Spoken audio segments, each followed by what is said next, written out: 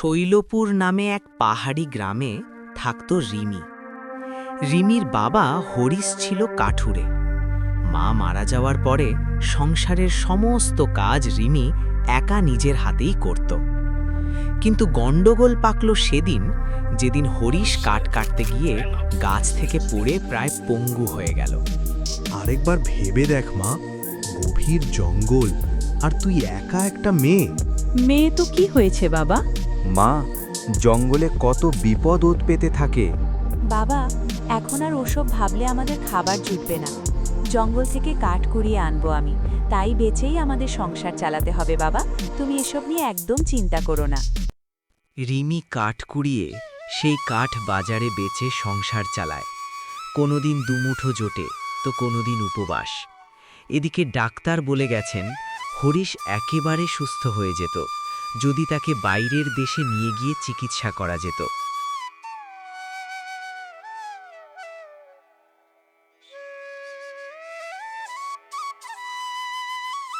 আচ্ছা বাবা, আমাদের যদি অনেক পয়সা থাকতো, তো কি করতিস? তোমাকে বিদেশে নিয়ে গিয়ে সুস্থ করে আনতাম। অবুঝ মেয়ে আমার, ছেঁড়া কাঁথায় শুয়ে লাখ টাকার স্বপ্ন দেখছিস। বাবা, আমি আসছি। সাবধানে যাস মা। একদিন রিমি কাঠ খুঁজে খুঁজে এক জায়গায় জড়ো করছে। হঠাৎ দেখে দূরে একটা গুহার মুখ থেকে কিছু মানুষ ঘোড়ায় চেপে বেরিয়ে যাচ্ছে। রিমি অবাক হয়ে যায় এবং সে দেখার জন্য গুহার দিকে এগিয়ে আসে। এটা কেমন হলো? গুহার মুখ তো বন্ধ, তাহলে ওরা এই গুহার মধ্যে থেকে বেরোলো কি করে? না, কিছু তো একটা ব্যাপার আছেই। রিমি একটা পাথর নিয়ে গুহার সামনে গিয়ে একটা পাথর ছুঁড়ে মারে। সাথে সাথেই গুহার মুখ খুলতে শুরু হলো। এটা দেখে রিমি খুব খুশি হয়ে যায়। খুলেছে, খুলেছে। তারপর রিমি ওই গুহার ভিতর প্রবেশ করে।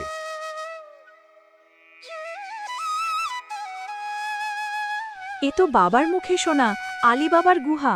এসব ডাকাতদের লুট করা সম্পত্তি। না না, এখান থেকে পালাতে হবে। হায় হায়, বাবাজি আমার পথ চেয়ে বসে আছেন। মাগো, এ কি ভয়ঙ্কর!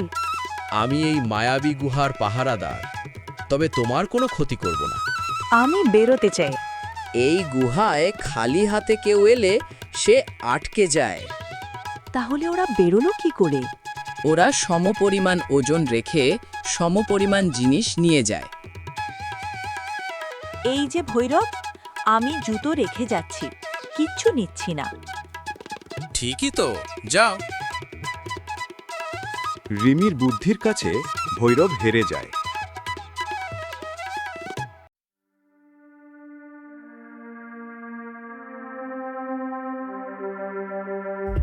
এটা কার জুতো? মেয়ের জুতো। ধন রত্ন তো ঠিকই আছে সর্দার। না, যে মেয়ের এমন বুদ্ধি সে বিপজ্জনক, খুঁজে বার করতেই হবে। তারপর ডাকাত সর্দার রিমি কি খুঁজতে গ্রামের দিকে জুতো বিক্রি করতে যায়। জুতো নেবে গো জুতো, জুতো নেবে গো জুতো, জুতো নেবে গো জুতো। এটা তো আমার জুতো। সর্বনাশ! তাড়াতাড়ি এখান থেকে পালাতে হবে, না হলে বিপদ আছে।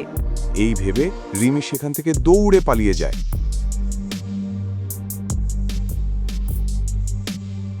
বাবা, আমাদের এখান থেকে যেতে হবে।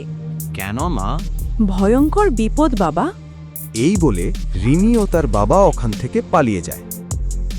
খুঁজে দেখ কত দূর আর পালাবে। ডাকাতগুলো রিমি আর তার বাবাকে খুঁজতে থাকে। এদিকে রিমি ও রিমির বাবা পালাতে পালাতে গুহার কাছে চলে আসে। আবার এসেছিস? হ্যাঁ, পাথর নিয়ে এসেছি। তাহলে যাও, আমার নিয়ম অনুযায়ী তুই পারিস। বাবা, আমরা এখান থেকে চলে যাব। এই টাকাই তোমাকে সুস্থ করব। তুই শুধু আমার মেয়ে না মা, তুই আমার শক্তি।